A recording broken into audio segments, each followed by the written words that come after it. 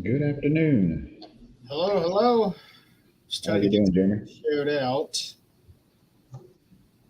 Sorry for the delay. We had some technical difficulties on my side.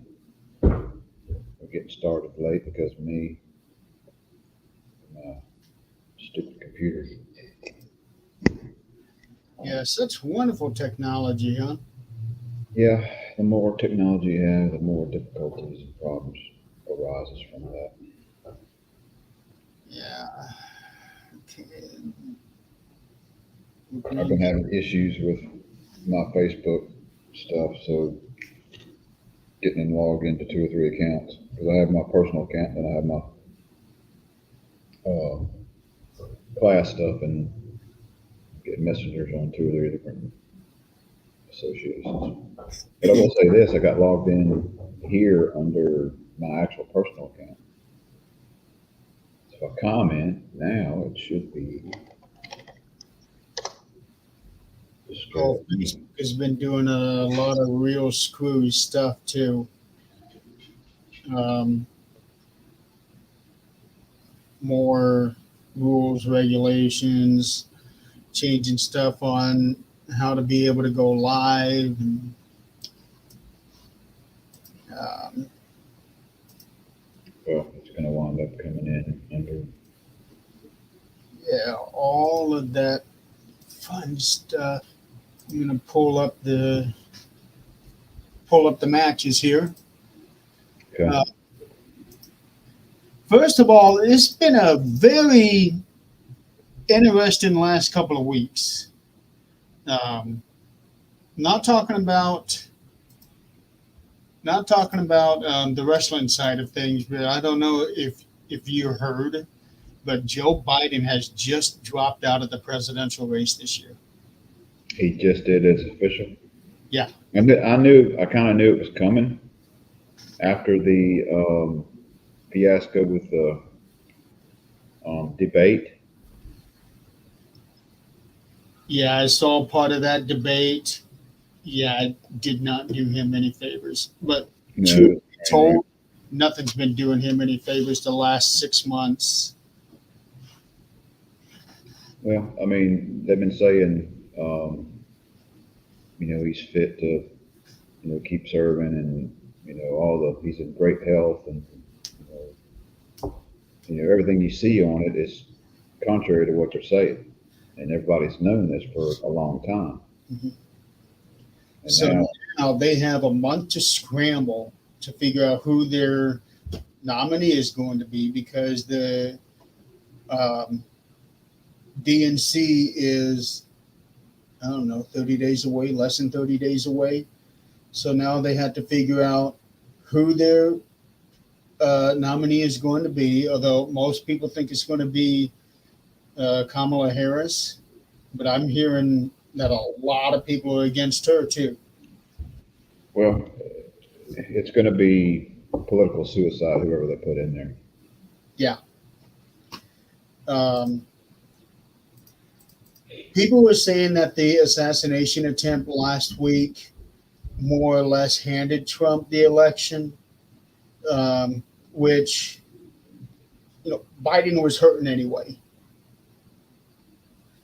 But now I think after this, it's all but a shoe in for him. Oh, yeah, unless, they do something like they did before. Well, they need to come up with something drastic. They need it's basically going to have to be a shot in the dark, trying to find a viable opponent who would be believable in beating him. Otherwise, I just don't see it. Yeah. Even that whole assassination attempt, you know, I think that's a lot deeper in there than just that guy deciding, hey, I want to go do it. It Too has many, too many things are doesn't questions. add up. Yeah, there's a lot of questions about it. A lot of things that just don't make sense about that day. I agree. So, meanwhile, getting away from that, let's talk about wrestling. A lot has happened over the past few weeks. I've not been able to watch anything other than clips, highlights. That's how it is. That's how it is for me too. I've been extremely busy the past several weeks. We just got back from vacation last week. Back to work for 2 days, and then trying to catch up from being on vacation and just. I know how it is because I was on vacation just a couple of weeks ago myself. It's just, I'm still not caught up. I've still got a bunch of stuff that I've got to get done, and I don't see it happening between now and the 25th. I've got something else paranormal wise going. Yeah. Uh, Well, we found out a couple of days ago that I'm pulling it up so I can make sure that I get his name right. But he is another member. don't tell me it's another bloodline member. Hikuleo.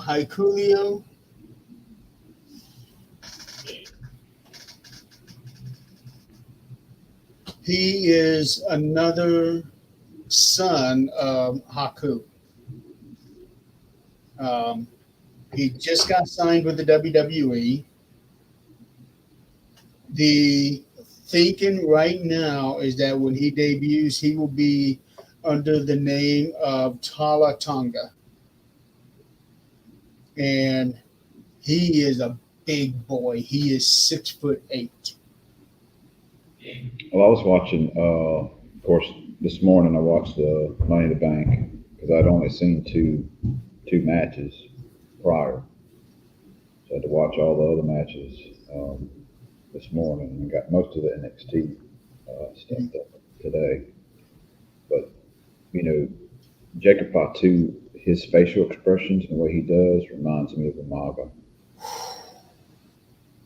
Well, that is his uncle. Oh, his uncle. Yeah. Well, then who is it that I was looking? Oh, Zilla Fatu is Umaga's son.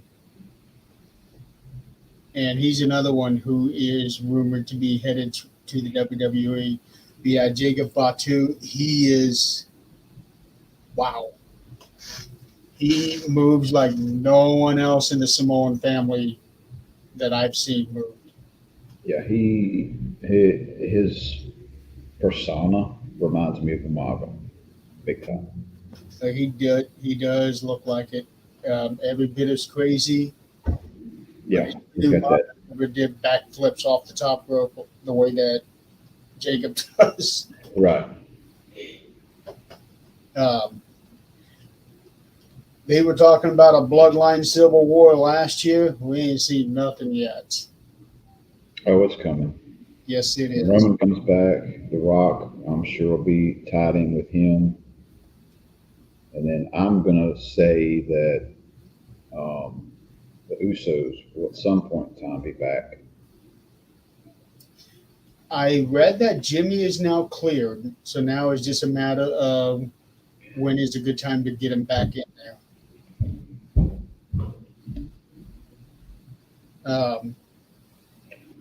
But let's talk Heat first.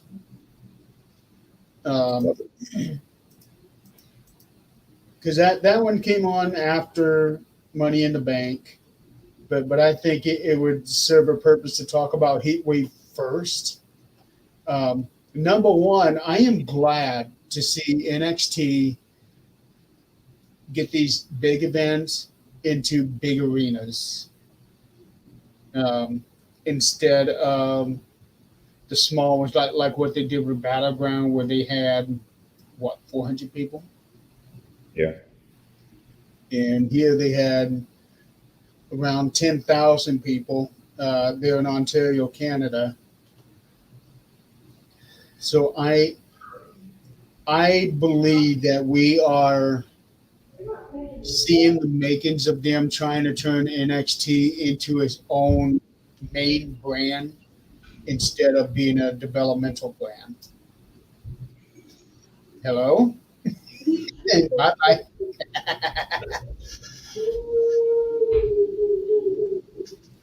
uh,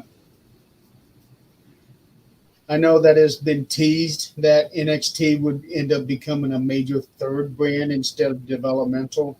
And I do believe that we are seeing that transition where they are going to be standing out on their own, Bailey. of, having people don't disappear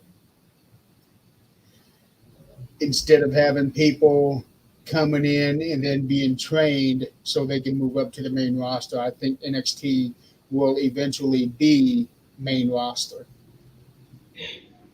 I could see that coming just from the matches I watched this morning on that heat wave. I mean, the matches were. So get my notes. Yeah, I mean, I only got to watch 3 matches, excuse me. I didn't get to watch that last match, but man, the matches were very good. A couple mishaps here and there, a couple little miscues or minor botches, but for the most part, it was a really good pay-per-view, good crowd-pleasing moves, I'd say. Yeah, like that first match, Oba Femi versus Wesley. Um, Oba, he is a freak of nature. He has only been around a very, very short amount of time, and the impact he has made has been just outstanding. He is a surefire. Uh, it's undeniable that he's going to be going to the main roster and probably very soon. Yeah, he was. I mean, he's a monster. Yeah, I can Uh, easily see him being in a match with Brock Lesnar and holding his own.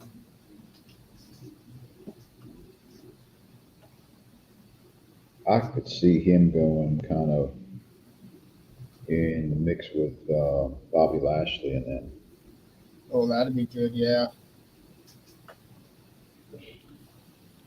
Um, I would like to see him and Gunther in a match. Can you imagine him tossing around Gunther the way that he was tossing Wesley? oh my God, it was. You got your big size difference there between those two in that match. Yeah. I think they said there was a 130-pound difference.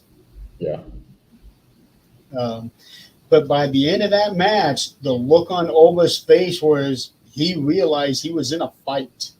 hmm Uh, but I wasn't expecting to see Wesley do as well as he did. yeah. You look like it. From the beginning of the match, you look like it's going to be pretty much a. Ova's just going to Squash him. dominate. But they put on a dang good show. They did.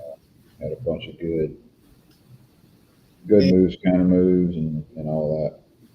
and a good call for them to be the opening match. Any one of these matches could have been an opening match, in my opinion. They could, but I think this one here was the right choice. I still can't get over Oba's entrance, the way that he struts down there, the way that he does. He is not going to be doing that at WrestleMania, that's for sure. It will take him too long to get down that ramp. Yeah, I kind of skipped through the entrances just so I could get the matches in. Was on a time frame this morning. Yeah, that's a wise choice. Um, but Oba, yeah, I would say she'll probably be called. He might even be in the 25 Rumble. I I could see that easily. Yeah. I mean, you got plenty of time Mhm. before then. Yeah, I kind of see him going. I kind of see him going to the main roster this year, by the It's end of this year. it's very well possible. But if he doesn't, I don't see him not being in the main roster after they do the draft after WrestleMania next year. He might be one of the surprise entrances at the Rumble. That's what I'm expecting. He's he is just too good for how new he is.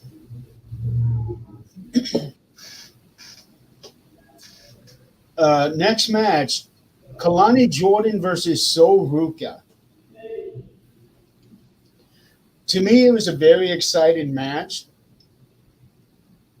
but at the same time, I thought it was too full of um, high spots. Way too many high spots in that short amount of time. Um, yeah, we first saw Saruka on that ladder match, or at least I did, and she was doing that. Was it Soul Catcher? It was, she's the one that came off the ladder and did that move. Yeah, it's like the RKO that she did. Yeah, and it was like she did it off the turnbuckle or the corner, and then she did it off the ladder, and it's like, oh my god, she's got a dang killer move. Let me see if I can find it. It's Soul something. Uh, Soul Catcher, soul something. Soul Crusher, maybe. Oh wait, here it is. Uh, Innovative finisher, a springboard backflip cutter, dubbed the Soul Snatcher. Soul Snatch, that's it. Yeah, Oh, that's a freaking badass move. it is. Um, And I don't think she did it in this match. I don't think completed it. I think she tried it at she one point tried in it, time. yes. I was actually expecting her to come out with the victory. Actually, I did too.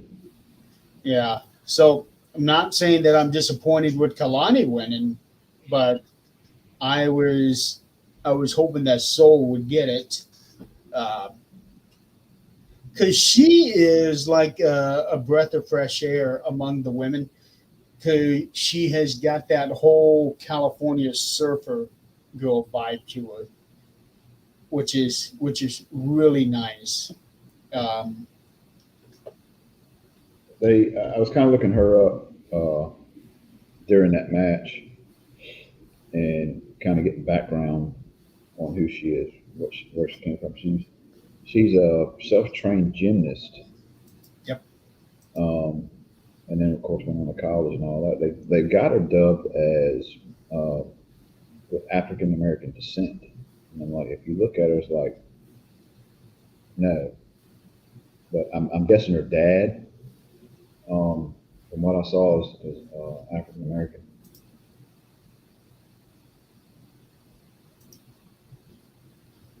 I'm looking at a picture of her dad right now.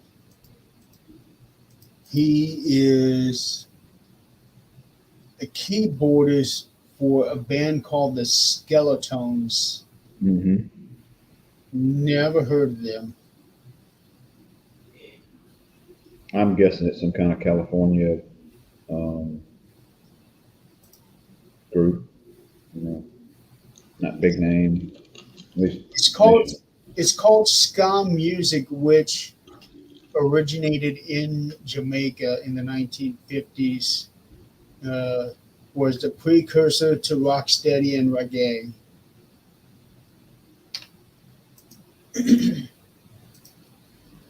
Yeah, I never would have guessed that she had African American in her blood.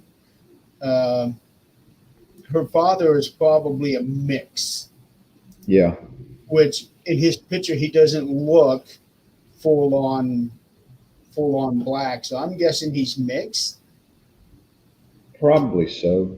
He's very light skinned, so that would say why she's, you know, Yeah. more Caucasian than all. But she did some surfing stuff, I think, too. But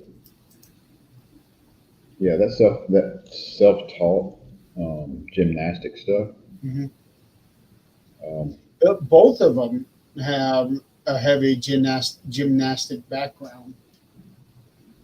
well, And it definitely helps in your wrestling ability. it does.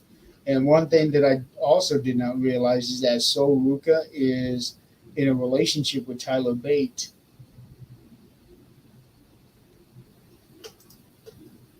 So I did not realize that either.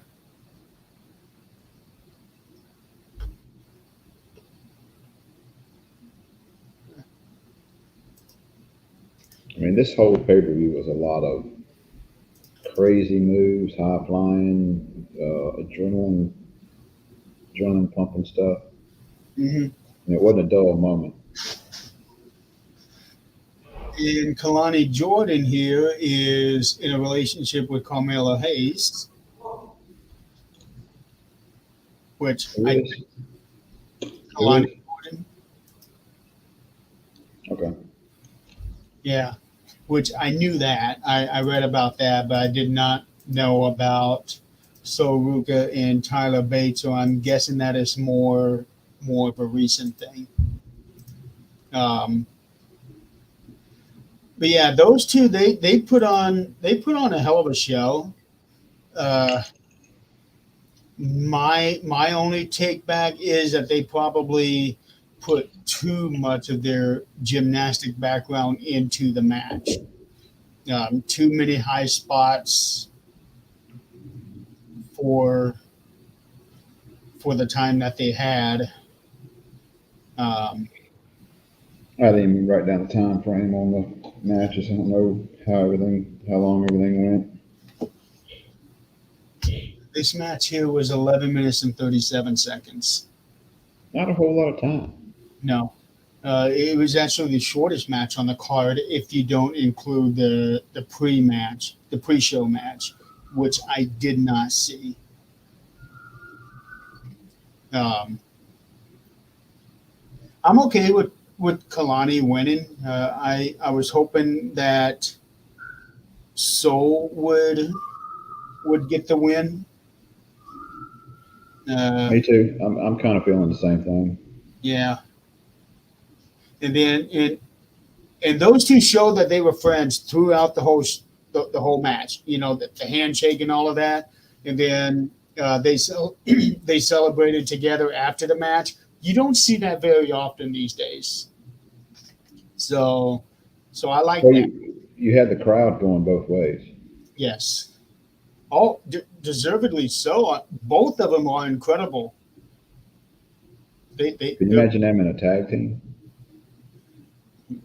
I'd like to see that. Be a good tag team. Yeah, I'd like to see that. And speaking of tag team, we had the NXT Tag Team Championship, the next match, uh, and I was happy to see Chase U finally highlighted, because the most I see of these guys is that they're doing the backstage stuff where they do all the hypes and everything, and I don't get to see Andre Chase in the ring very much. Um, Usually we see all of the other guys, and he's just back there in the background doing the cheerleading, doing the coaching, and all that. So it was very good to see him in the match, and he shows you how good he is. It was a really good match, and not only that, you had the crowd behind them. Mhm. And just like the previous match, these are both face teams. So I didn't. I thought they were more the heel coming in. I thought, but No, the crowd both. was really behind them. I was hoping they would pull off the win. I was actually expecting them to win because over the last few weeks there have been rumblings of dissension between Nathan Frazier and Axiom because Nathan Frazier had been going after the Heritage Cup and it was causing a little friction between those two. So I figured that those two would, one or the other would backstab. And then Chase U would win. That ended up not being the case. Maybe it's coming. It probably is coming, especially after Nathan accidentally kicked Axiom in the face. Hmm.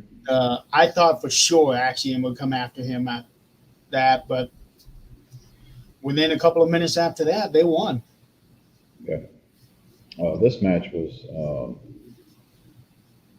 like I said, it wasn't a bad match on the card that I saw from there. I'm guessing the last match was just as good. Um, this one had a lot of key high adrenaline moments in it.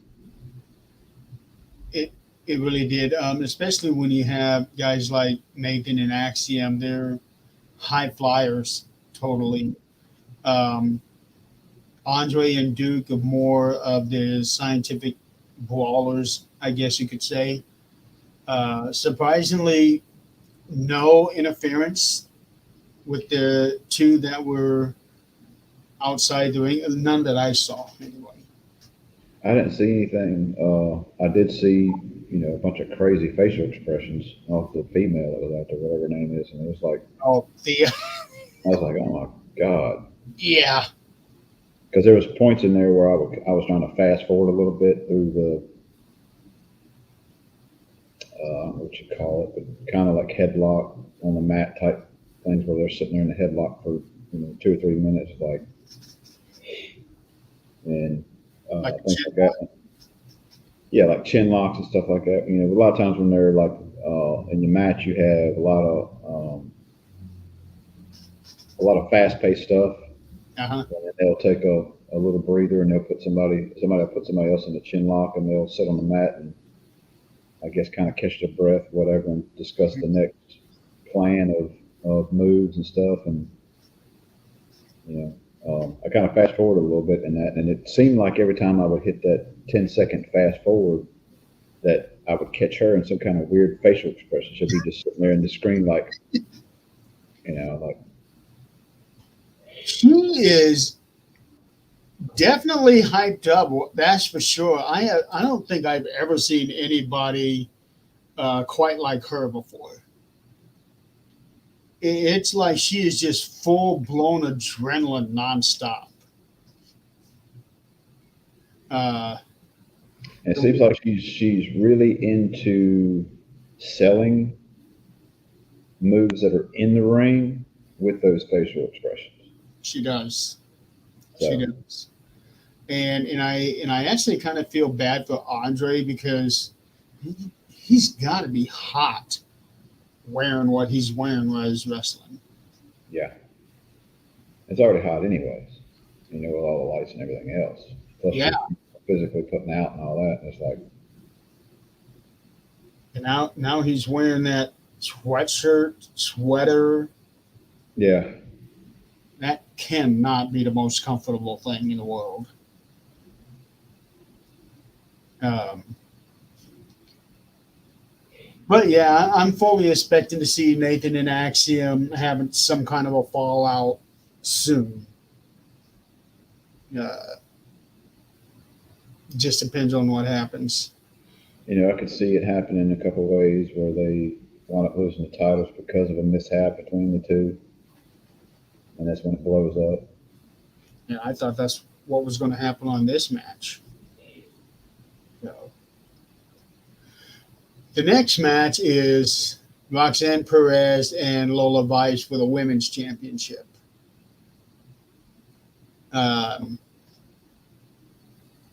This one here, to me, was more of a solid match that didn't have a whole lot of flying around, which is what I prefer. Because you don't have to be jumping off the rope to the floor, every couple of seconds. Right. I like a little mixture. Yeah. I want some high flying moves, but also want some regular hardcore wrestling. Mm-hmm. There was a promo between the two. I don't know how long ago it was when Lola was going into this emotional thing about that she wants to win this title and call her mother and all of that, which had everybody behind her. And then Roxanne says, "You know what? Every girl wants to make that call." I thought, holy cow, what a burn. Um, and again, I thought Lola would be winning this thing because it's about that time for Roxanne to finally make that jump to the main roster. Because I thought she was going to move up to the main roster a long time ago, especially now her being in the Rumble 2 years in a row.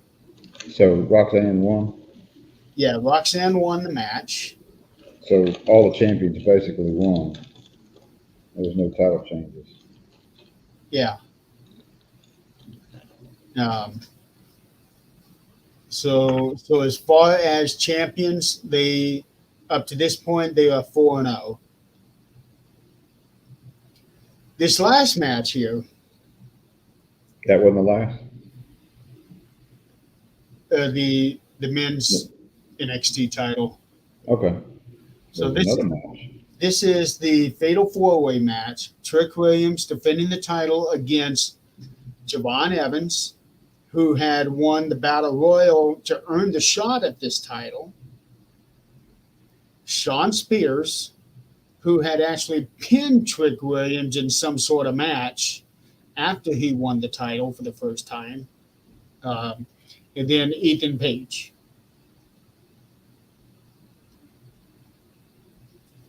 This was a real exciting match. And there towards the end, it looked like that Trick was going to win because he gave Javon the trick knee. And then he gives Ethan the trick knee. And as soon as he gives Ethan the trick knee, Sean Spears pulls him out of the ring, and Ethan Page falls on Javon, knocked out, both of them knocked out, and the referee counts 1, 2, 3. Yeah, I'm reading up on this now.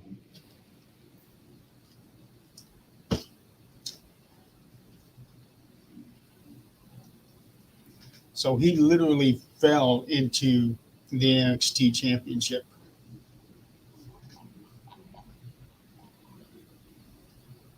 Okay, Ethan Page defeats Trick Williams in 17 minutes and 22 seconds. So I'm gonna have to go back and watch these last two matches.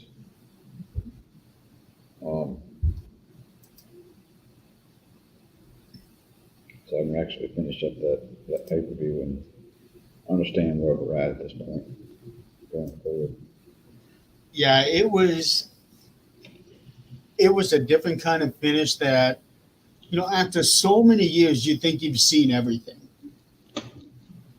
All different kinds of finish, but I have never seen anything like this one before.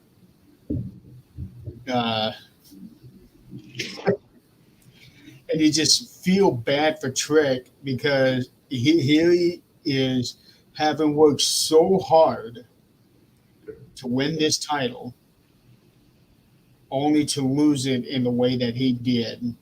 And you see that look on his face as he's being pulled out and seeing the referee count. Well, you can kind of look at it this way. It's a way for him or somebody else to have a title without him actually losing. It is. Um, But I actually thought that he would get a longer run with the title. and Uh, it may be a faction of they're setting up for a SummerSlam um, type thing with him. And maybe they're fixing to move him to the main roster. I don't. I don't think they're quite ready to do that yet. Uh, I'm expecting Ethan and Trick to be wrestling at the next NXT show, which is called No Mercy, which is September 1st in Denver. That's a long time. Yeah. I don't think they're going to move Trick up that quick yet. But Well, they got time to build that storyline up between the two yes. also. So Um, but that was one of the most unique finishes I'd ever seen. And this was a great way to showcase Javon Evans because he's only 20 years old. He is only 20 years old and he is already in NXT and in the main event on his first PLE. How many people can say that at his age? And this kid, he doesn't have just legs. He's got springs in his legs. He flies. So I would think that as long as he's careful, he has got a very bright future. But there was a scary spot during this match, and it was towards the end of the match. Trick and I think Ethan were in the ring. Javon was outside on the apron, and he was getting ready, and he jumped up to the top rope like how what AJ Styles does for his elbow. Well, he jumped up on the top rope. Trick is there. He catches him, and he pushes him back, and he falls back to the announcer's table. But when I look at that spot, it looked like he landed solid on his hip on the on that front part of the announcer's table. Like he smacked right into it, and then everything fell forward. And I'm thinking if he's not careful, if that didn't do it, he's going to have problems with his hips. But I would urge you to find that spot. That was during the last few minutes of the match. It took him out of the no, it did not take him out. He did come back in for another minute or so before he was out. But that spot to me was a very scary spot because that could have easily broke his hip. I'll have to watch it. Yeah. But otherwise, it was a very solid event for NXT, which they've always put on very, very good PLEs.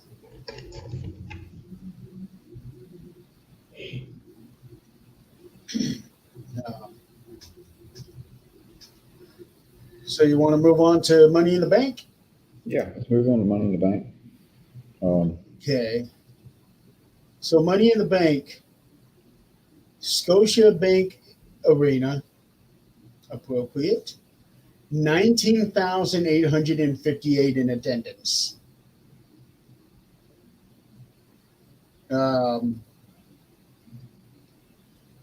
First match is the men's Money in the Bank match. And did they ever have some crazy spots in that one? They did, but to me, it lacked something. To me, it was not the best match of the night. No. I don't know, Um, it just seemed like it lacked something. There was some crazy stuff going on in it. To me, isn't the normally women's match was way better. Huh? isn't there normally supposed to be 7 in the match? Because there was only 6 here. I thought Money in the Bank always had 7. Well, there was 6 in the women's match. I know. Um, yeah, there were 6 in this one. To me, it had some great highlights and some crazy stuff going on, especially with ladders being introduced. But it wasn't nothing. I don't know. It just seemed to me like that match lacked something. It didn't last as long as I thought.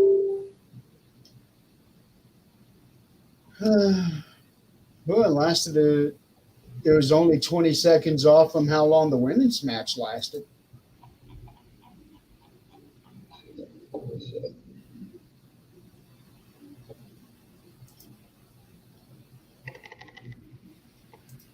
Um, there was a spot where Andrade and I think it was Carmelo. They were on. They were on the ladder, and behind Carmelo was another ladder that was in between the steps and the ropes. And Andrade did a sunset flip over him and power bombed Carmelo into the ladder. Mm-hmm. That was a hard hit. Chad Gable did a belly to belly suplex on LA Knight onto a ladder that was on the ring apron and the announcer's table. That took him out. You had a belly to back on a ladder. Yeah, the gable. Mm-hmm. And then there was that spot where Chad was hanging from the briefcase. Yeah, and fell. Was it 20 feet, 25 feet, face Uh, first? no, it was. I think it was more like. Yeah, it might be 15 feet. He fell face first. He did. I was surprised that he did not get a concussion from that. I was expecting Uso to come off a ladder and spear him, or do something off the turnbuckle. And maybe that kind of stuff was planned, and he just lost his grip and fell. You don't know. No. But a lot of people were expecting Jay to win the briefcase. Mm-hmm. Um, but I can see that it made a lot more sense with Drew winning it, the way that everything happened. Yeah. But at the same time, I keep thinking, they're really overlooking LA Knight. Because when you listen to the crowd, Jay and LA are the two most over, at least in this match. Now, granted, LA Knight now has a U.S. title match at SummerSlam, but that's beside the point. A lot of people were clamoring for him to win last year, and I think this year people were kind of undecided between him and Jay this year, and of course, neither of them won. Well, and in the long scheme of things, maybe it makes sense with the way the bloodline stuff is going, because him and LA are way over, and it's kind of that they don't need the title to be as popular as they are.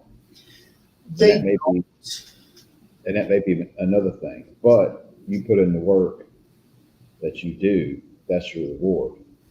Mm-hmm. Those title runs. And maybe they've got plans for the Usos to get back together during the whole bloodline war. So maybe that's the direction they're going in the long scheme of things. And Jay, he is just incredibly over with this neat thing. Yeah, first one to come out for the match, naturally. So he had the whole crowd doing that thing. And I like the fact that him coming down through the crowd Yeah. instead of coming down the ramp. Yes, he has got the crowd in his hands for the entrance, and it still blows me away that how the crowd in France was. Funny. It was just chills down your spine the way that was. Funny memory just popped in my head with that whole Jay thing. It's been a couple weeks ago when Jay and I think it was Chad Gable entering at the end. Oh, And Wyatt's. the Wyatts showed up, all lights goes out, and he was like, "You," and just takes off. Yep, gets the hell out of Dodge. That was funny. He wasn't sticking around for that. You blame him? Nope. I wouldn't want to stick around for that. When I'm getting chills now, when you see Nikki Cross show up the way that she does out of that thing, that is scary looking. She's really, really selling that. And I love the coming out of the underneath the ring and then, dropping off a little package. Yeah. They've also been leaving little packages for him on his show, the Pat McAfee show. Mm-hmm. They did that to him a week or so ago. Like, all the lights go out, lose power, everything comes back, and here's this little package right there in the center of that basketball court. So, yeah, that was hilarious. Jay's looking around and yeah. Zoom. Yeah. So, yeah, men's Money in the Bank wasn't the best match of the night. I gave it a 3.5 on star ratio. Yeah. Next match, however, Sami Zayn and Braun Breaker. that was a great match. A lot of people thought Braun was going to win it. I even thought maybe he's got a chance at it. But after winning the title from Gunther, he needs to have a good long reign to make that win make sense. Yeah. So he's now post 100 days holding on to that title. And this gave Braun a solid chance to really look good. Mm-hmm. He did. Yeah, they both did really well in this match. Yeah. A lot of those things where you thought the match was over and they kick out. And I don't think that by losing this match, it hurt Braun in any way.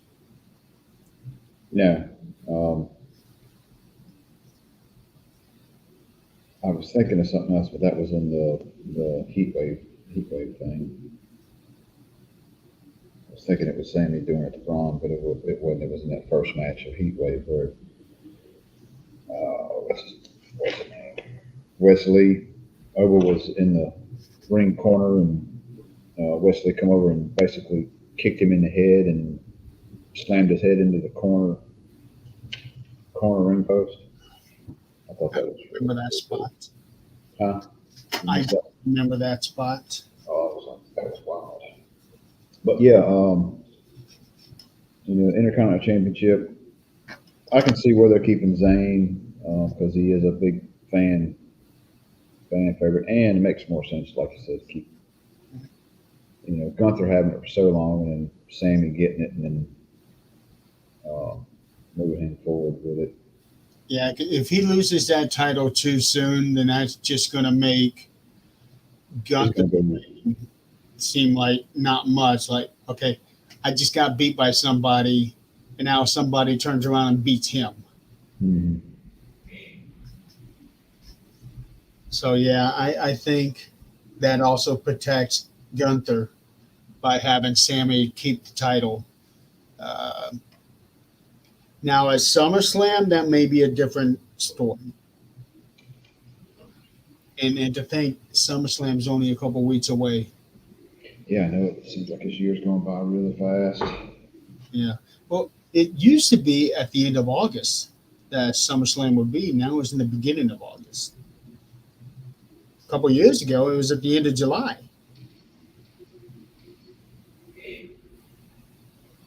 But you got 2 years. You got this one and one more that's going to be single night, and then the next SummerSlam is going to be two-night. That's right. Two-night deal. Yeah, I'm waiting on them to go 2 nights for the Royal Rumble. and Very possible. Yeah, and both nights headlined by a Rumble. Mm-hmm. Women's one night, men's the other night, or what they could do. Hey, Chris, or what they could do is try to set it up to where they could have a third Rumble match and have it with all NXT competitors. Mm-hmm. I'd like to see that. You can do that on the first. You could do that on the first night. Mm-hmm. Then after Sami Zayn and Braun Breaker, we have Trish Stratus come out to do a little announcement thing. I would have expected that she would get a hometown heroes response. I didn't hear that. I didn't hear. It didn't seem like. I'm sure they appreciated her being there, but it didn't seem like it was. Could have been bigger than what it should have been. She should have came out to the ring. What they should have done, not instead of just being, right there. That probably would have helped her. That probably would have helped her too. But she announces John Cena to come out. And he comes out and starts making his announcement that, yeah, we all kind of seen it coming, but I don't think we were ready for that just yet.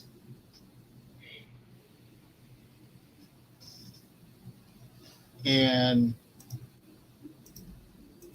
at the really hadn't seen that. I may be wrong because I haven't been watching the shows on the regular weekly thing, but to me, it's like we hadn't seen him since WrestleMania. Right. He pops in here. He actually wrestled on Monday Night Raw the night after Mania. Okay. He teamed up with Miz and R-Truth against somebody. I don't remember who. Maybe Judgment Day. But yeah, last year is going to be the last year. And the way that John Cena explained it in the press conference is that he is going January to December, all last year, but all the next year. He's going to be in the Rumble. He's going to be at Elimination Chamber. He's going to be at WrestleMania. And I respect he's going to be in the Money in the Bank. And maybe at Survivor Series, he'll be in the War Games match. Well, you got a lot of time to build up between now and War Games for the Bloodline Civil War. Yeah.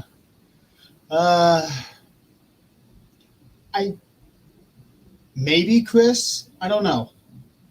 If he does, it'll be for the world title. It's not going to be the WWE title.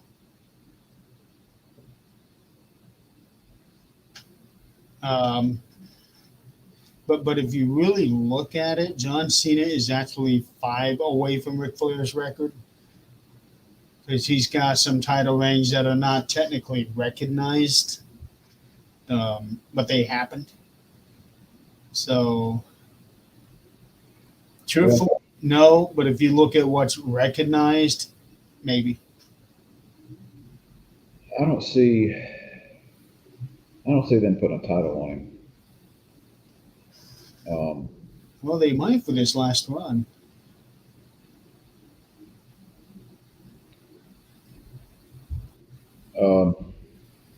Him getting the world title and then losing it at WrestleMania on his retirement match.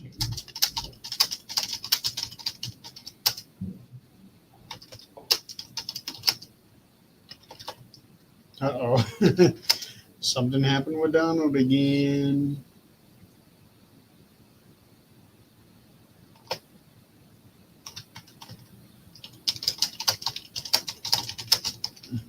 Hang on.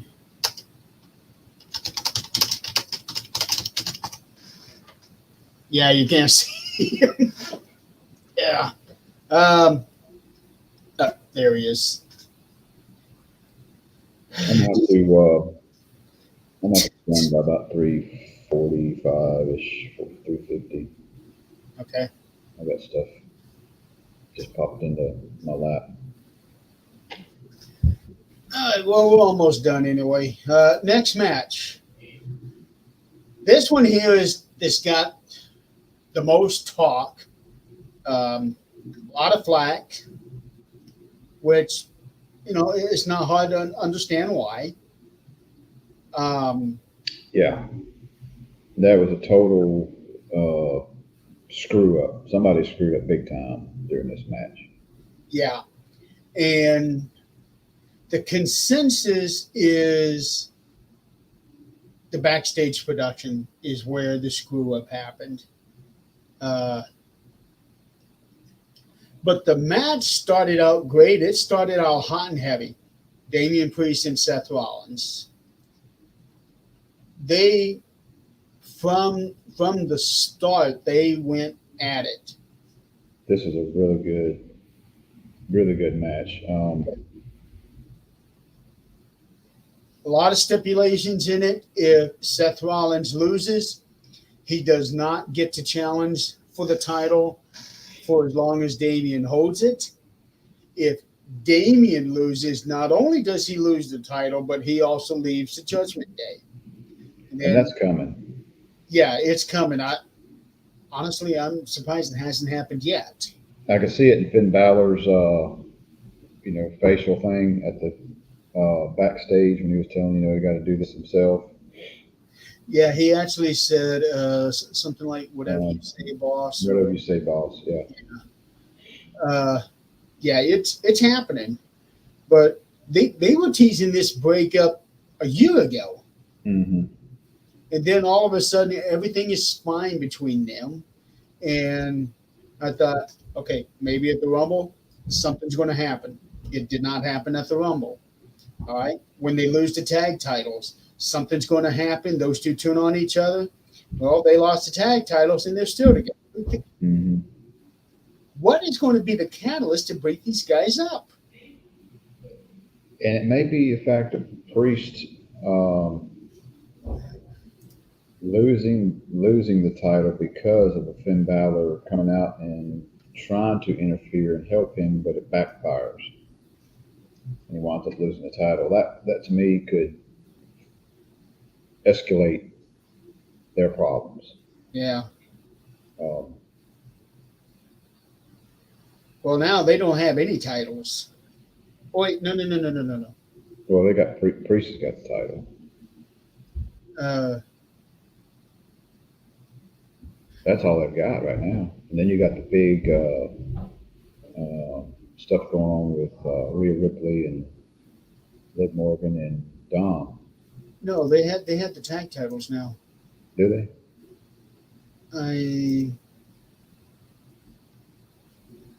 Yeah, they do have the tag titles. Okay. That's right. Yeah, they beat Miz and Truth. Okay. No, for some reason, I was thinking they lost that. They lost it. So yeah, they for being dysfunctional and kind of like that that dissension that you know it's building and building. They are a pretty dominant faction. Hmm.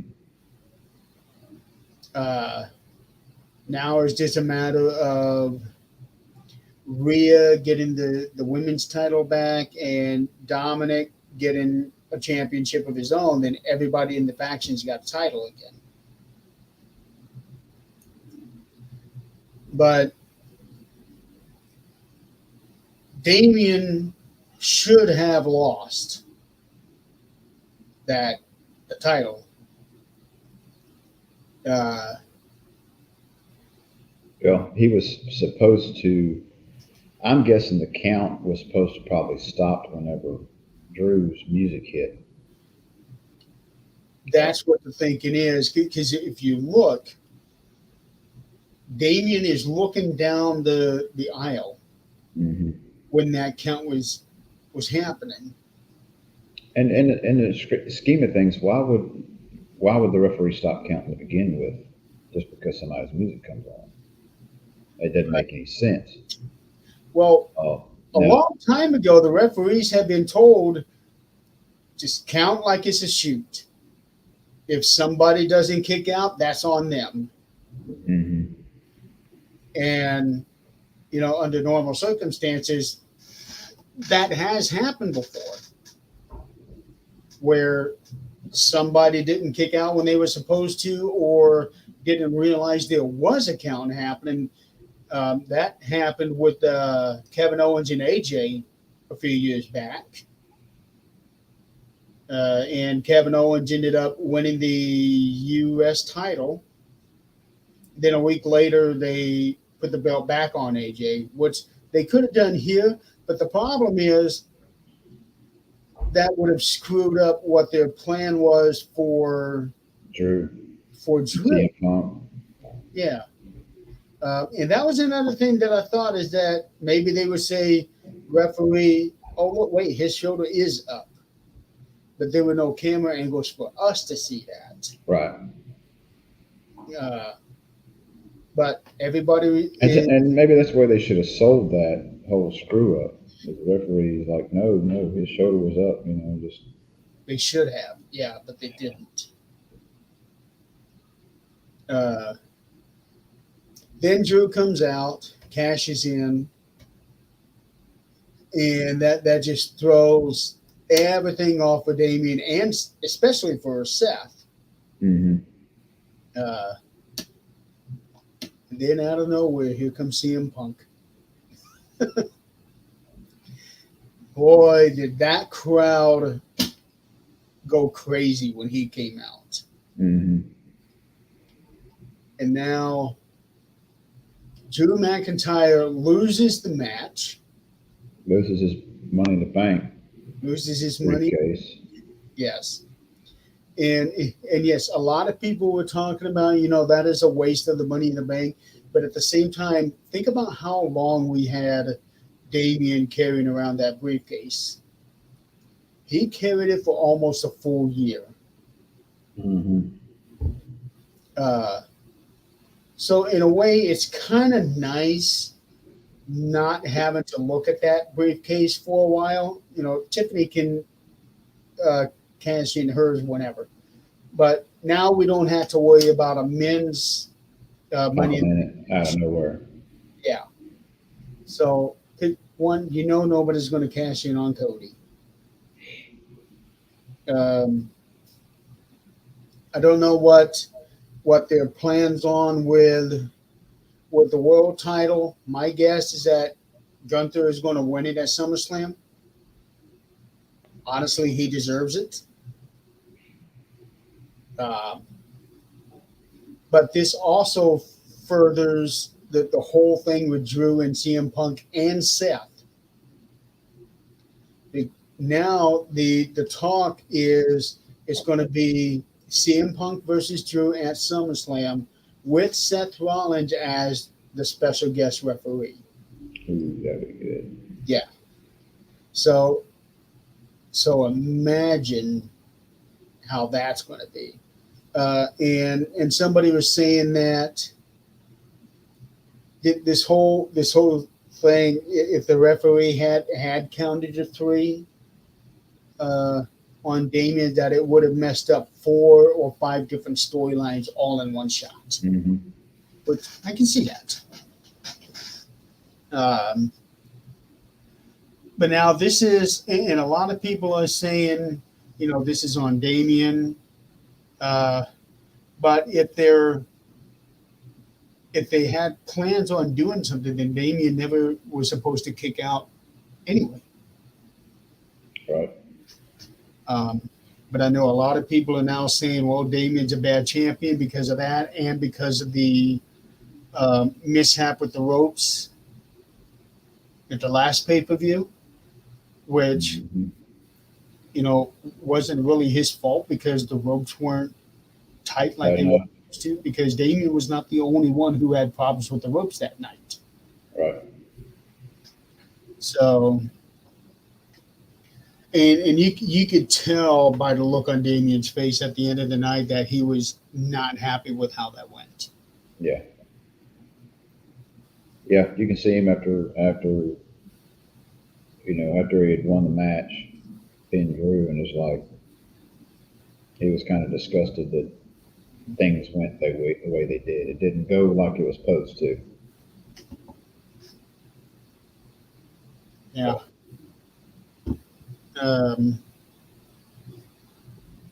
Next match is the women's Money in the Bank.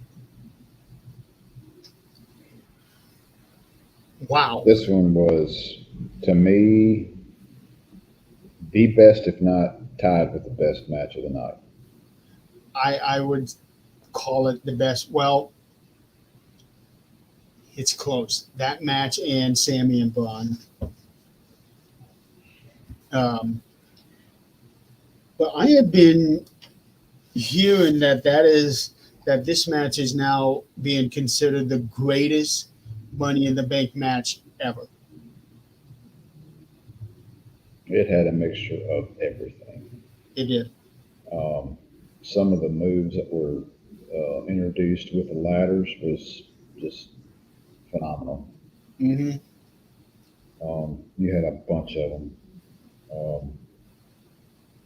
See, Chelsea Green did the unpretty on Naomi on the ladder, which could not have felt good for Chelsea to begin with. Now, you did have a couple missed spots with Stark. Who was it that she threw down on the? Oh yeah, she fell back and hit her head on. Well, she picked up. I think was it Valkyria? I think she picked her up and was planning on backdropping her onto the ladder, and she missed the ladder, and she caught. Valkyria caught her elbow. I think it was Valkyria. Okay, I didn't. Wasn't Naomi? Might have been Stark. Might not have been. Well, Zoe hit the back of her head on the ladder when she fell back. Well, that was there was one where she was trying to do the backdrop, and whoever she was backdropping, arm and elbow went on the ladder instead of her whole body. And then she laid her on top of the ladder, and then she tried to do that swanton and totally missed it and hit her head on the back of the ladder. Okay, that's the part yeah. Yeah. Luckily, she was able to recover from that. Because I would have, with that big mishap there, she got up really quick after that. I would have sold that a little bit longer, knowing I just screwed up and I totally missed the swanton and basically did damage myself. I would have sold it a little bit longer on my injury, but it seemed like she jumped up really quick after that. I think she jumped up really quick because that hurt. Yeah. There was another thing with Naomi that was probably a reflex on Right. her. Naomi had somebody in the, I think it was Naomi. Yeah, she had somebody on the ladder, and she was pushing that ladder way close to the corner. I'm like, she's way too far in to that corner for her to do anything and hit it right. Well, there was one part where she was straddling between two ladders, Mm-hmm. and That somehow was pretty she was cool. able to jump out of that into something else. How she did it, I don't know. Yeah, I don't know, just athleticism. Um, oh, and who was it? Io Sky had, who did she have? It was Io Stark. Yeah, Sky and Stark. Zoe Stark, they Oh my dear Lord. they did a spot very similar to what Andrade and Carmelo did, and the way that Io was after that thing, the way that she, Bent back.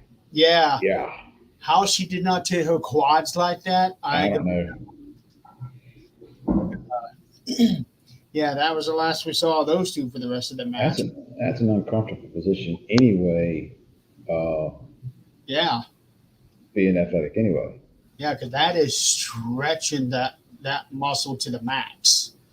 Yeah, Boy, we did that. we've done those sort of exercises for years in class, and I quit doing them because one, I'm old. Plus, it does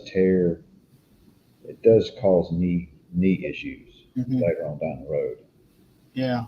So we do the same type stretches, but I do it a totally different way now to help do that quad. A funny part there in the at the beginning of the match is when they all went out to the floor except for Chelsea, and she's just up there and she's jumping up trying to get to. Yeah, I didn't like that. I thought, I was like, this is stupid. One, you're jumping up and down. It's like you're not going to reach it. And then she brings a ladder in and just like jabs it. And I was like, what are you doing? Well, she's trying to create funny moments. Um, there was an interview that I read of hers. For her, it's not about whether she wins a match or loses a match. She could care less if she loses a match. She wants to entertain. She wants to entertain. All she cares about is trying to create those moments that people are going to remember. And she did. Yeah. Now another thing, I like Chelsea, but her announcement annoys me. Oh, The way she announces her, when Samantha, Chelsea Green. It's like, oh my God, just do something different. That's just like nails on a chalkboard to me. it it is different, but at the same time, I actually kind of like that. It was good the first couple times, but now it's like I just cringe. Well, it's not as annoying as when Chad does his shoes thing. Yeah, I that's annoying too.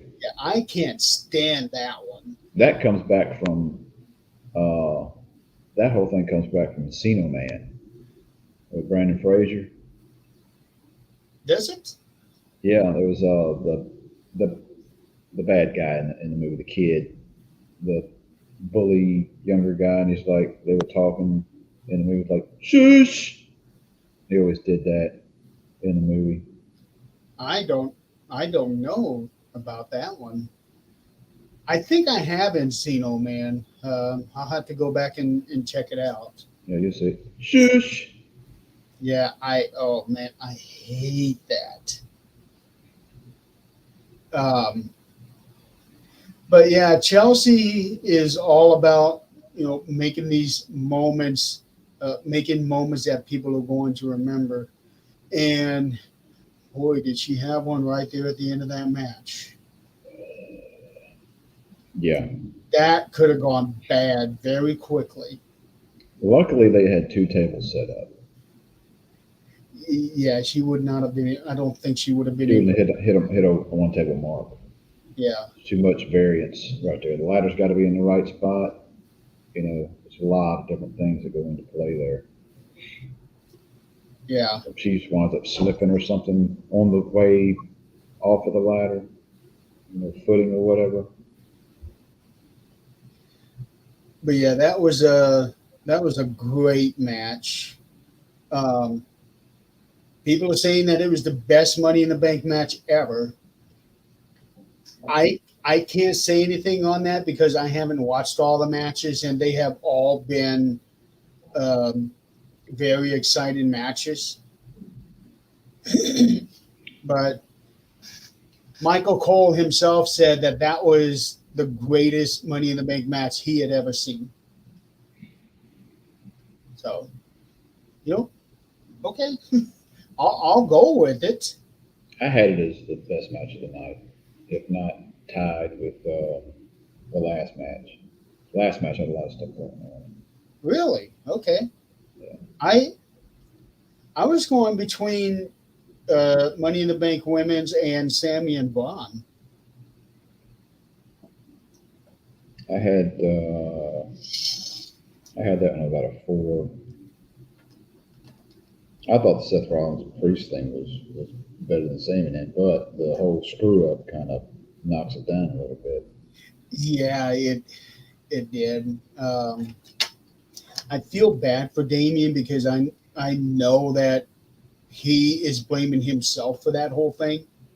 Now, to me, what put that match, it made it as good as it was everything prior to the screw up. Right. Them two were going back and forth at it, near falls all the way through it. And it was just a really good scientific match. And Triple H talked about this at the press conference after the show. He said he knows that those two put on a phenomenal match, and everything went right except for that one thing. Mm-hmm. And he said, and it is that one thing that these guys are going to be. Everybody's going to Not remember. just everybody, but the talent themselves. And he said that he has it in his mind to go back and tell Damien, shut off your phone for the next few days. Don't even think about it. Because he did not want him dwelling on that one thing. Because he is very happy with how Damien has been as champion. He deserves it. He's done a really good job. Yeah. Okay, last match of the night. Randy Orton, Kevin Owens against the Bloodline. Solo Sikoa, Jacob Fatu, and Tama Tonga. Now, the WWE had to pull some strings to get Jacob Fatu into Canada because they were not going to allow him because of his prior convictions. Right. I read up a little bit on him. He had got incarcerated for robbery. Yeah. When he was 18. Yeah, that was a little botch. But we'll get into that one later. But I saw where he was watching the Usos wrestle on TV, and that's what kind of got him wanting to get into wrestling. Mm-hmm. So Rikishi helped train him.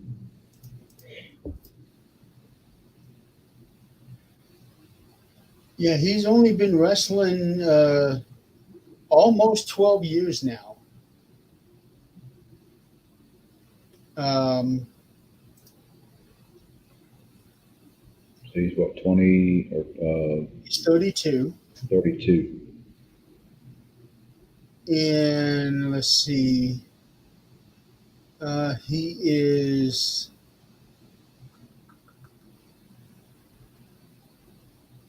Okay, so Jacob Fatu's father is the original Tama. He is the original Tama who was tag partners with Haku as the Islanders. And all of the Samoan wrestlers have been incredible. But I have never seen any of them do what this guy does. Well, I'm thinking back. with the history of your family, for the most part, most of them are uncles and brothers and cousins are all in wrestling. Why didn't you get into wrestling early on as a teenager instead of going, the route that he did with the convictions and all that? Well, he, And he's who knows? he's 32 now. He's been in the business for 12 years. So he made his debut when he was 20.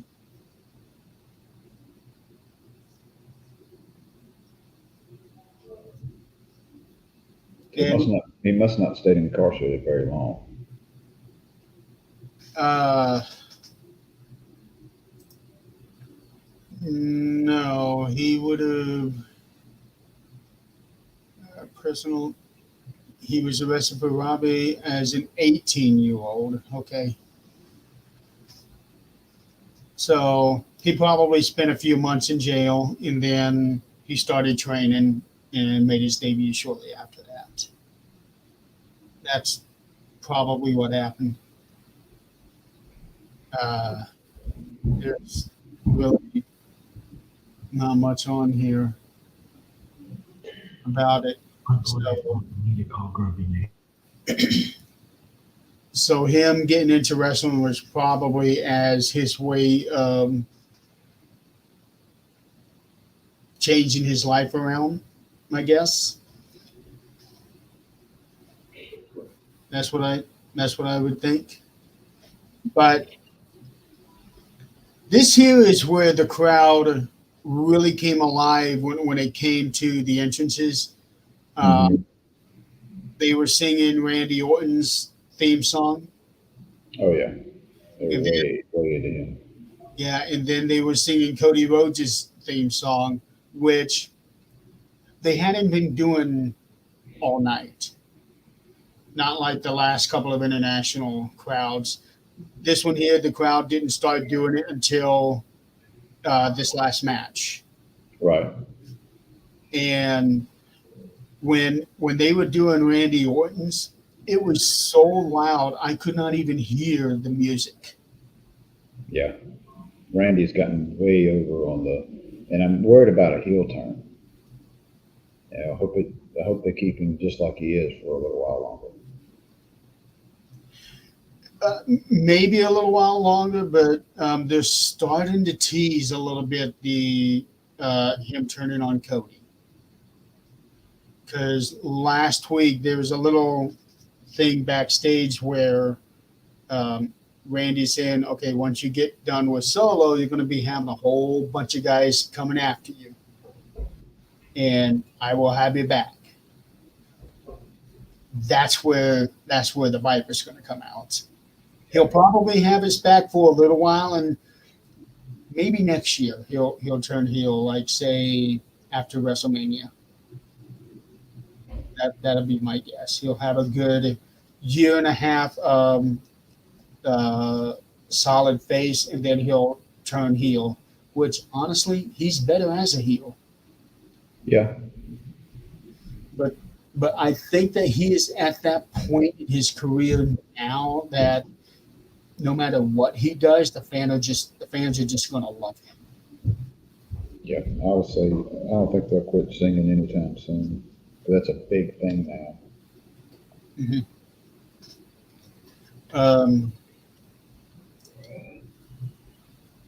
then The kind of leading up towards the ending of this match was Solo was getting hit with everything. he You know, was. They all were. Uh, Kevin Owens and Tamatonga, they went at it like pit bulls. Yeah, I think Coy said something on the lines of um, the way that Tama is being the enforcer and the sadistic have mhm. never been handled the way that Kevin was doing on him. This kind of leads into Cody having a tag partner off the last couple Raws or SmackDowns, maybe SmackDown, where they come out and they just decimate whoever's his tag partner. Yeah. Um, Kevin Owens got it, Friday night. They destroyed him. Hmm. They did. Now I'm waiting on this new one to come in, but now I'm kind of wondering if this new one is going to come in against Solo or what. I don't know yet. It's it can go anyway. So right now you got five. You got four. You got four in the bloodline. Got four right now, yes. And you bring another one that's five. And then Zillafatu, he'll make six. Yeah, I mean, And and if then, you're going to do this whole war thing, you've got to have. well, that'll make your 5-on-5 because you got six now, and then you got Roman, the Usos, and The Rock. So that'll bring it up to 10, and that'll be the perfect 5-on-5 War Games match. And and of course you're going to have Heyman. It's going to be on. Oh, he's going to be with Roman. Yeah, he's going to be on that side, and it's like Yeah. when he shows back up and Roman pops back out, it's going to be loud. God, it's going to be so loud. Yeah, it's going to be loud. And I would pick the right place to do it. Really in past history of crowds and at pay-per-views, which one are we going to bring it out? A lot of people seem to think that Roman's going to come out at SummerSlam. A lot of people seem to think that, which would give it a couple of months to build up for them to do the War Games at Survivor Series. So, When is Survivor Series? Is that November? yes. Okay. Yeah.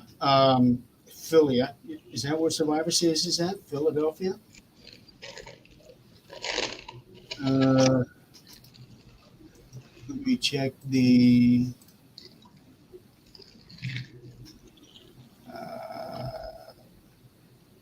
They haven't even announced. They haven't even announced where Survivor Series is going to be at yet.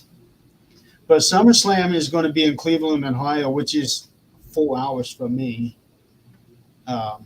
There's no way I'm going to be able to afford tickets there. Now, here's the thing that I'm disappointed about. Good point, Chris. Oh, okay, I see what you mean. That would be a great return for him. Mm-hmm. The Royal Rumble next year is going to be in Indianapolis. And I am not going to be able to afford to go there because their tickets are going to be a couple thousand. Yeah, the tickets are outrageous now. Everything's outrageous now. Yeah. Yeah. Because that's the one event I want to go to more than any other, and that's the Royal Rumble. Yeah, with the economy the way it is now, everything is so overpriced. Everything else Right. goes up, including ticket sales for events because they're having to pay more for fuel and everything else to get everything set up. Yeah. I've been to Survivor Series. I've been to WrestleMania. I was at WrestleMania back when the tickets were cheap. This WrestleMania 8 that I went to. Yeah, I haven't been to a televised event ever. Really? Not in WWE. Yeah. I've been to televised events, and I've also been to non-televised events, and there's a difference between the two. The non-televised, they tend to have a little more fun. Yeah, I've been to house shows. It's been a long time since I've been to a house show, but even now the house shows are too expensive. The house show that came through here about a month or so ago, the tickets were affordable. Ours was like, unless you got nosebleed seats, But anything ringside was several $100s. Oh, I think the front row tickets here might have been about 200 Yeah, it's for just front rows. Um, I wouldn't have gotten that. I could have gotten. I could have.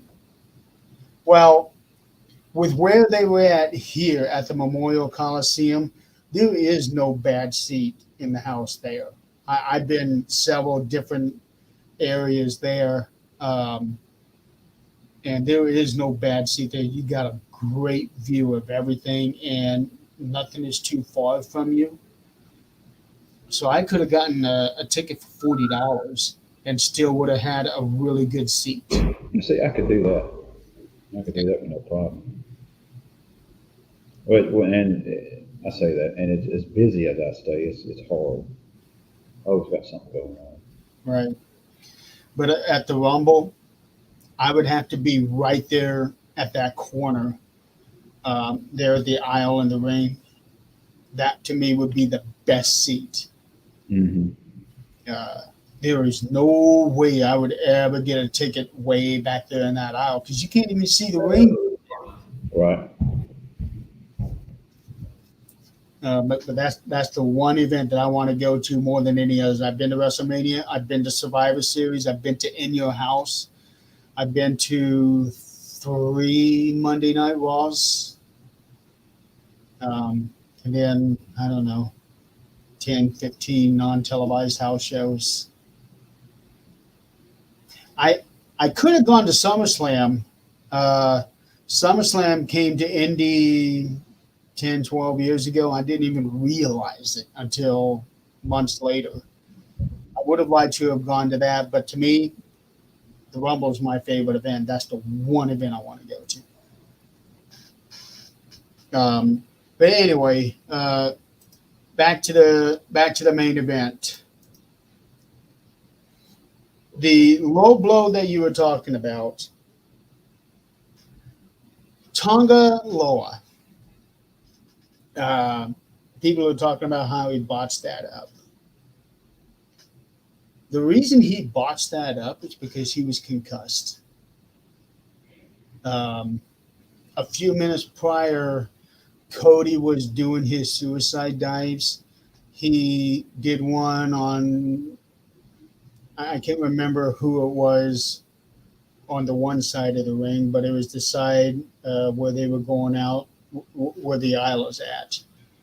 And then he was doing the other side, which is where the announce table is at, and that's where Tonga Loa is at.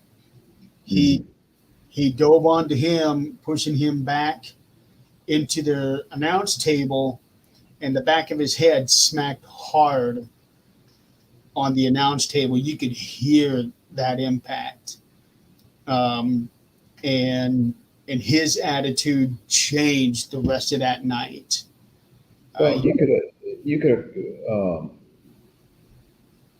had a case for him doing the low blow and hitting him, but not quite where he was supposed to. well, And he could have Owens could have went ahead and reacted to that first shot. he could have, yeah, but I don't think Owens realized that he was concussed. But here's actually the funny part. When he did the actual low blow, he hit Tama's head when he Yeah, did it. he did. He he hit Tama's head, and then when he dropped him, you could see Tonga say something, and there was just that look in his eyes like he's not all there. And then he got the RKO and got the hell out of there, which took him out for the rest of the match. Um, but yeah, Tonga Loa got got concussed there in that match, or if he didn't get concussed, he got knocked silly because you could see when he was sitting there, he was doing something with his hand, like he was trying to, Get the feeling back. yeah. That's what I wanted to mention about that low blow. So when he did it the first time, he didn't quite get what he was wanting to do, and then he went for a second time, and that's when he hit his brother in the head. Yeah. Well, I'm gonna have to get off of here. Mhm. Um, So end of the match, Solo Sequoia gets the pin over Cody Rhodes. that's Um, that's gonna be that's a big thing because that lines him up for a match, single match. yeah. So wow, we got to two pay-per-views in an hour and 37 minutes. That's pretty quick. That's a record. It is quick. We stayed on topic today. That's what the deal is. We didn't drift off. Yeah, especially after starting 20 minutes late and then spending the first 15 minutes just talking about the politics and then getting into what's going on right now. So we Yeah. actually did really good. But all in all, both pay-per-views very solid. I agree with you there, Chris, on that whole little thing there. I didn't like that. Um, but yeah, as far as Both days. as far as that goes, both of them are really good pay per views. Mhm. Not really a bad match in any of them. No. The men's match, what did it was the extra ladder stuff for me. But yeah, it's good pay per views. Yeah, I give both of them solid A's. Really excited for what's going to come up at SummerSlam. It's definitely Tippy time. Yes, it is. She. After Elimination Chamber, because when she first time I saw her, she was in Elimination Chamber. Yeah. Like, why is she in here? It's like, oh, that's why she's in here. Yep. She's really good. So they're putting a rocket on her, that's for sure. She has, and she's another one that's got that gymnastic background. Mm-hmm. So now it's okay. Who is she going to target, and when will that be? I see the whole Nia Jax and Bailey thing. I just don't see how Bailey's going to wind up pulling that off, unless there's some kind of interference that goes away with Tiffany getting involved somehow or another. I don't know. Accidentally hitting Nia. Tiffy did try to cash in on Bailey a week ago. Nia put a stop to that. Yeah. So. Yeah, I'm really looking forward to that. Are you working next weekend? I'm working next weekend. I'm busy all next weekend, Saturday and Sunday. Saturday I got to move my son up to school, and then Sunday I got to work. Okay, because we do have another request for Spring Stampede '98. I was hoping that we'd be able to try to get that in before SummerSlam, so that we could do a SummerSlam review, and then I would be going out, and I will be out for a good while because I'm having surgery on August 7th. Okay. So I wanted to try to at least get those two episodes in before we take a little break. And then, if you wanted to continue the show on, you can talk to Chris or Joe. Yeah, that's a definite. It's a definite, very good possibility. You have your surgery and all that. We still will continue on. I'm sure you'll be in the background. Yeah, I can be in the background. I am just not going to be anywhere near camera ready. Right. I got you. Because this one here is going to be one of the majors for me. So, but we'll figure that out. We're going to try to at least get 2 shows in before I have my next surgery. Okay. Sounds good. All right. Well, we'll go ahead and wrap it up. Donald's got to go, and I got to go too. I got family stuff I need to do. Yes, So man. yeah. So until next time, to be determined. We'll figure out when Donald and I can do a show. We may end up having to do a record. We may end up just having to do a record for Spring Stampede, and then maybe air it next week if we're able to get some time this week. I'm off Wednesday, maybe Wednesday night. We could record Wednesday night on it. You think? No, we'll be able to Wednesday night. Well, maybe early on Wednesday because I'm going to be on a podcast. I'm going to be a guest on a podcast from 8 to 7, 8 to 10. Okay. So maybe if we do it before that, we can probably do like a quick review, like maybe an hour. I might be able to do that. Okay. So that means we have until Wednesday to watch Spring Stampede. I'll try to get it done. Okay. All right. All right. Well, Chris, thanks for playing along with us. And we will see you next time. See ya. Thanks, Chris. Have a good day. You too.